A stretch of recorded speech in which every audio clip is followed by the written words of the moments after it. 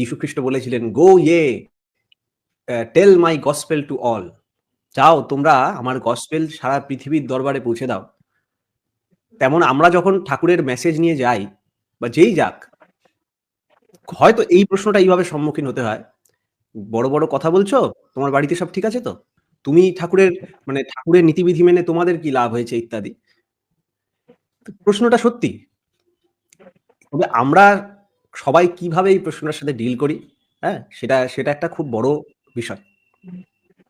কথাটা দুটো ক্ষেপে আমি আনসার দিতে চাই। প্রথম দিক হচ্ছে যে সত্যিই তো আমি যদি একটা সেন্ট লাগাই যেখানে আমি সব থেকে বেশি থাকবো, সেখানেই তো আমার গন্ধটার প্রভাব সব থেকে বেশি হবে, এটা ঠিক। কিন্তু তাই এই জায়গাটা মানতে হবে যে আমি যদি সব দুনিয়ায় যাজন করে বেড়াই, দুনিয়া শুদ্ধ সবাইকে সেই কথা বলে বেড়াই, সব এইসব বড় বড় এইসব কথা বলে বেড়াই, অথচ আমি আমার বাড়ির লোককে, মানুষকে সেই সুন্দর জিনিসটার থেকে বঞ্চিত করি, তাহলে এটা একটা ঘোর পাপ। কিন্তু এর সাথে এটাও আমার মনে হয় আমাদের ভাবা দরকার যে তার মানেই যে এটা সবসময় কাজ করবে এটাও আশা করা ভুল। কারণ এটা একটা ট্রিটমেন্ট, আর আমরা সবাই সমানভাবে রুগী।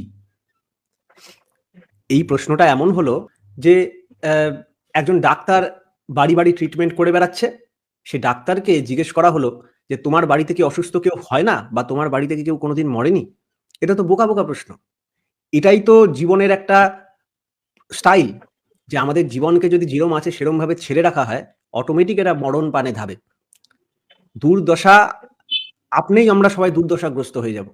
দুর্দশার সাথে যাতে ব্যাটেল করতে হয় তার জন্য কিছু সমাধান ঋষিরা খুঁজে বার করেছেন। আর ঋষি প্রণোদিত সেই বাণী, ঋষির পুত্র, ঋষির শিষ্যদের মাধ্যমে যারা সেগুলো পালন করে অ্যাপ্লাই করে নিজে কিছু পেয়েছেন, বা পাওয়া পরে হোক, সেই ঋষিকে ভালোবেসে ফেলেছেন মানেই কিছু পেয়েছে, কিছু অনুভূত হয়েছে। সে উদাত্ত কণ্ঠে, যদি নিজস্ব কোনো ক্ষুদ্র স্বার্থ বিনা, সে যদি উদাত্ত কণ্ঠে সেটা বলে বেড়ায়, মানুষকে বিতরণ করে বেড়ায়, এবং যথাসাধ্য নিজের বাড়িতেও সেটা বিতরণ করে বেড়ায়, এটাই তো তার দেবত্ব। তাতে যতটুক হয় ততটুক মঙ্গল। ইট ডাজ নট নেসেসারিলি মিন ওতে তার বাড়ির লোক অমর হয়ে যাবে।